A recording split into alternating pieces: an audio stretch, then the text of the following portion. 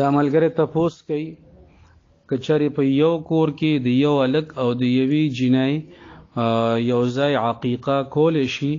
نو د دریو بیزو یا د دریو پیسانو په ځای باندې که چېرې یو کټۍ یا یو سخی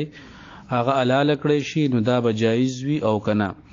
او دویم دا چې د دغې کټۍ یا د دغې سخی عمر څومره پکار دی؟ نو جواب دا دی چې څنګه درې بیزي یا درې پیسان د دې دوو ماشومانو دپاره حلالول جایز دي د عقیقې په طور باندې، نو دغه شانتي د دې دریو واڼو دپاره یو سخی کټۍ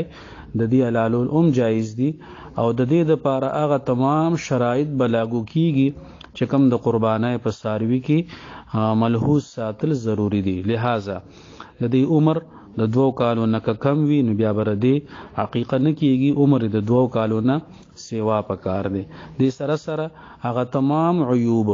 او هغه تمام نقصان او خامۍ چې د هغې په وجه باندې د یو څاروي قرباني نه جایز کیږي د هغې نه به هم دغه څاروی پاک ساتل ضروری وي.